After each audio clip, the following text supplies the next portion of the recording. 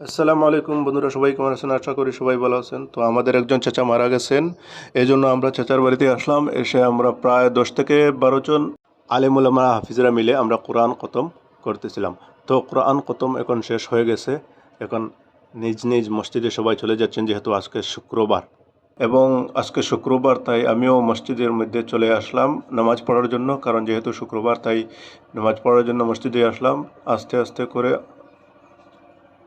তো আপনারা দেখতে পাচ্ছেন মসজিদের আশেপাশে অনেক সুন্দর একটা ভিউ, খুব সুন্দর ভিউ। মসজিদটাও অনেক সুন্দর।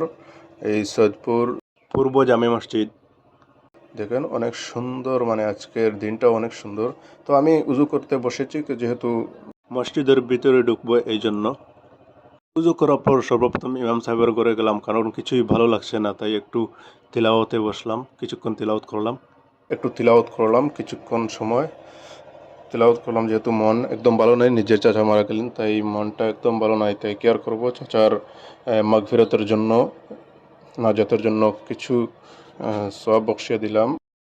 তারপর আবার চলে আসলাম চাচার বাড়িতে। দেখুন অনেক মানুষ জমে গেছে জানাজার নামাজ পড়ার জন্য। আপনারা দেখুন, এখানে দেখুন আমাদের চাচার খবর অনেক সুন্দর হয়েছে, অনেক ফিনিশিং হয়েছে। আমাদের চাচার কবরস্থানটা অনেক সুন্দর হয়েছে।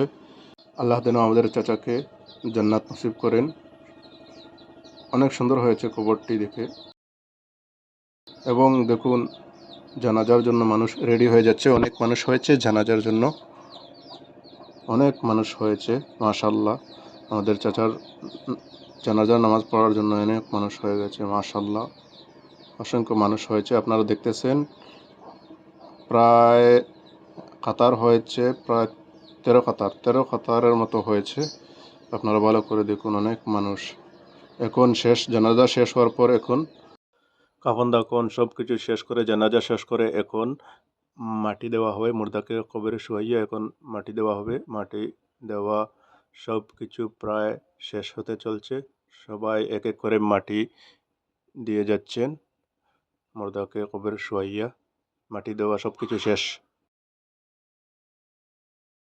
4 দিন পর আবার প্রায় অনেক 30 থেকে 40 জন প্রায় আমাদের আলিম উলামা হাফেজ সবাইকে দাওয়াত দেওয়া হয়েছে আমাদের চাচার বাড়িতে। আপনারা দেখতেছেন এই কোরআন খতমের জন্য। তো আমরা আসলাম সবাই মিলে নাজাতের জন্য, চাচা রুহের মাগফিরাতের জন্য অনেকক্ষণ তিলাওয়াত করলাম। আমার সবাই মিলে খতম পুরো শেষ করলাম। পুরো 30 পারা কোরআন শরীফ শেষ করলাম। আপনারা দেখতেছেন আমার শেষ হয়ে গেছে এবং আরও অনেকের শেষ হয়ে গেছে। আপনারা ভালো করে দেখুন, অনেক আলিম উলামা, ভালো ভালো আলিম উলামা সবাই মিলে পড়লাম।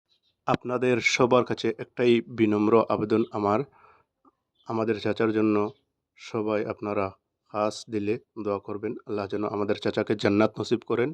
আমিন। আসসালামু আলাইকুম ওয়া রাহমাতুল্লাহ। আজকের জন্য এখানেই শেষ।